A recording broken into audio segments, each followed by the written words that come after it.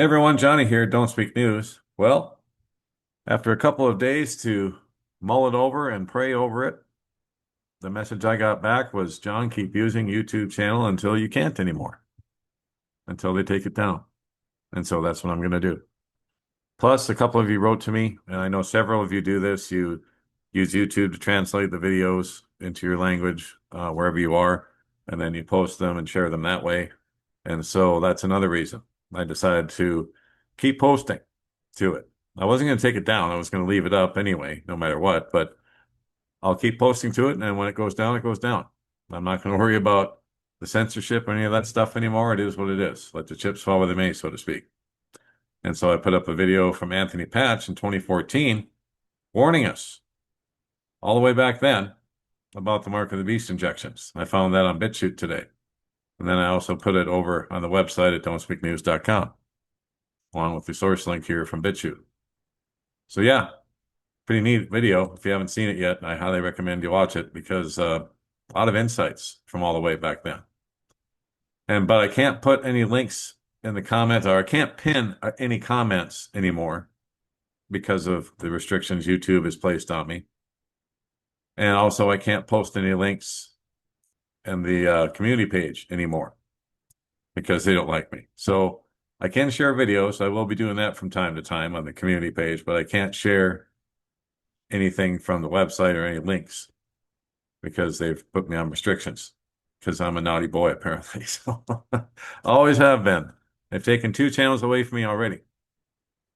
So I don't know how long this one will be up, for as long as God wills it, I guess, but we'll keep it going for as long as we can. And I'll upload what I choose to upload, and if they don't like it, I guess they'll take it away. But we'll go on from there. All right. Now, Ukraine, EU, Russia, Donald Trump, USA, peace process, all this stuff, right? Well, we can talk about peace and how Trump is, he keeps wanting to nominate himself for the Nobel Peace Prize. He's like, give me the Nobel Peace Prize already. He keeps repeating that, right? But there's not going to be any peace, guys. We're in the end times. We know what time it is. We're in worldwide Armageddon here. And so let me show you some stuff I've put up on Telegram earlier today regarding the so-called peace process. So let's go back up here. Here it is. Trump lied again. There's been no agreement for Putin to meet with Zelensky. Russian Foreign Minister Lavrov says Russian President Putin has not agreed to a summit with President Zelensky in Ukraine. The Zelensky-Putin summit needs thorough preparation and must come at the end of talks and mark the final point. And he went on to say, I think the chances of a meeting between Zelensky and Putin before the end of August is exactly 0. After that, extremely slim to none. A Putin-Zelensky summit is a fantasy of Trump's. He appears to have misunderstood Putin or been misled by him. That's from Russian Foreign Minister Lavrov. So, wow. Pretty straightforward. That's one thing I like about the Russians, especially Lavrov. He just tells it like it is. The summit at the end of August or before the end of August, the chances of that are 0, he says. Exactly 0. After that, extremely slim to none. Putin and the Russians do not consider Zelensky a legitimate leader because he nullified the elections last year in Ukraine. So he's really not legitimate in their eyes. So Trump and all these other people can keep talking about peace all that they want, but according to Lavrov, there's absolutely nothing that's been planned. And this Putin-Zelensky summit is a fantasy of Donald Trump's, like many other things that he says. So there you go. That peace process is dead in the water until Russia says different. Now we move over here to Israel real quick. Now they're considering military recruitment inside the USA as their soldier shortage persists. So, amid an enduring soldier shortage, and as an all-out occupation of Gaza looms, the Israeli Defense Forces are considering a campaign to recruit soldiers from Jewish populations living in the United States and other countries around the world. So, mercenaries, people that have nothing better to do but kill, apparently is what they're looking for. According to Israeli Army Radio, a state media outlet, Israel may mount an effort to recruit 600 to 700 Jews a year from the diaspora, a term referring to the Jews living somewhere other than Israel. At first, Israel will concentrate its effort in the United States and France, the countries with the two largest Jewish populations at roughly 6 million and 450,000, respectively. So as of February, there were 3,500 diaspora soldiers serving in the IDF, with nearly 900 of them Americans. Israel calls such troops lone soldiers. The majority of American lone soldiers are coming after high school, either directly after high school or after a gap year program. According to Noya Gavrin, director of the Lone Soldiers Program at Nefesh, a nonprofit that encourages Americans and Canadians to make Aliyah, that is, to move to Israel and become citizens. Yeah, they're desperate for people to put out in the field. In the past 2 years, there's been a notable increase in college graduates that come to Israel to serve as lone soldiers. Earlier this month, one of those American lone soldiers who recently returned from service in Gaza was the target of an overnight arson attack on vehicles parked at his family's house in suburban St. Louis, Missouri. Graffiti painted on the street accused him of being a murderer and proclaimed death to the IDF. Well, what do they think is going to happen? They're committing genocide, and they're becoming a part of it by going over there and serving. Awkward moment for some of my fellow Jews in the diaspora, wrote Raphael Shumanov, New Yorker, host of a Jewish left radio show. Cheerleading Israelis sending their kids to do genocide, but will never send their own. That's what it says here. The IDF is coping with a 10 to 12,000 soldier shortfall. And a lot of things, guys, they don't say it here, but the thing is that their reservists don't show up for duty. They don't want to go to the meat grinder that's the Gaza Strip right now. They're getting ambushed out of tunnels every day. All of a sudden, Hamas just pops up at close range and pop, pop, pop, pop, pop, and they're done. So they don't want to go into that. Plus, there are two principal drivers, draft dodging by the ultra-Orthodox Israelis and lower retention of current soldiers who are leaving the IDF at an elevated rate as the war in Gaza nears its second anniversary. I've read all kinds of stuff here over the last few weeks of Israeli soldiers who have, gotten out of the military, who've killed themselves. Right here, at least 16 soldiers have killed themselves in 2025 and 54 since October 7th. More than 3,700 have been diagnosed with PTSD. Yeah, that tends to happen when you're committing genocide against the people and shooting the innocent women and children and kids and seeing them laying all over the streets after a bombing raid, after IDF, Air Force bombing run.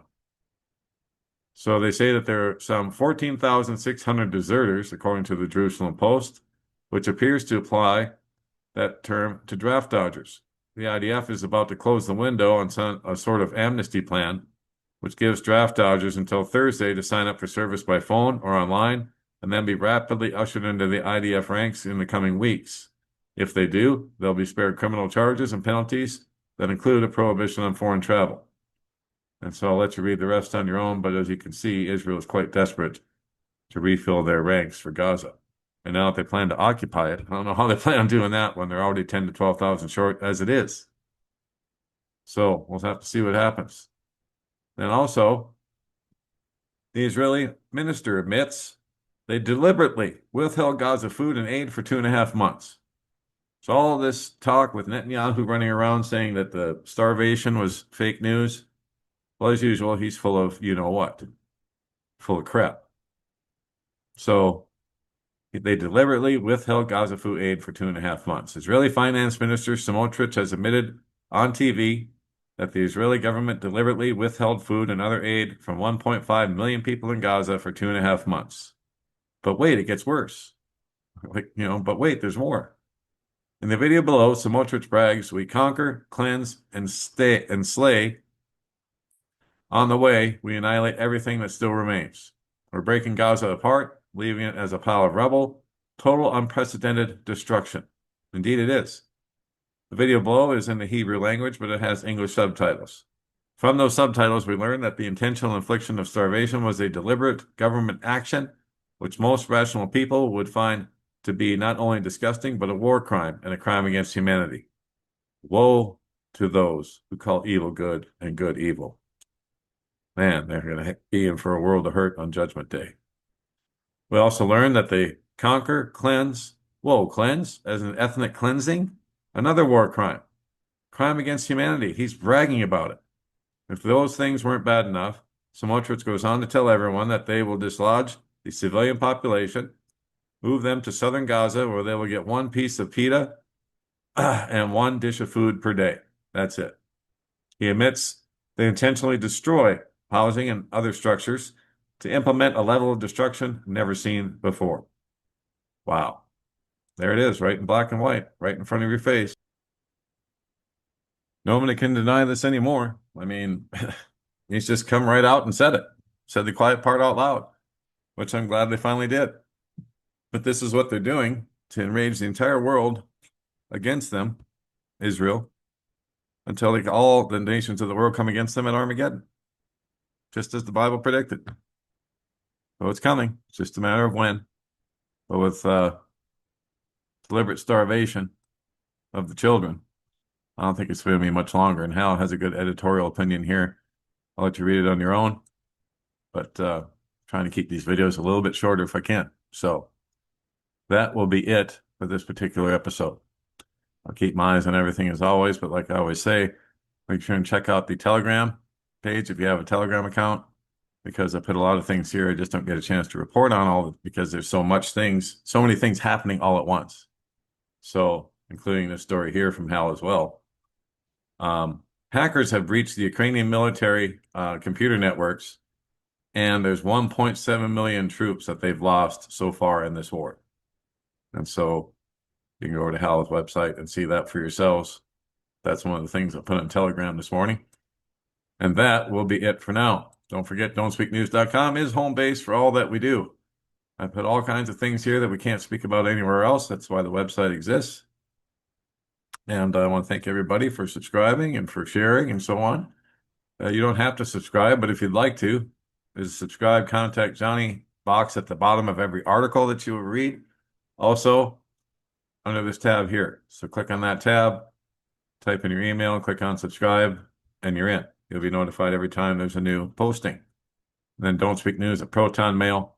That's another place. That's where you can contact me, send me links, stories, and so on. And so don't contact me, guys, privately on Telegram or Facebook or anywhere else, because I don't do private messages. 99% of the time it's robots, and so I just block you automatically. Don't be upset by that, because to me, it's a robot. Every time I get contacted privately on Telegram, 99.9% of the time, it's a robot. So I just don't do private messages like that. So if you want to contact me, please use the email right here, and I will take a look at it and go from there. And that will be it for now. God bless, take care. Johnny Storm, Don't Speak News.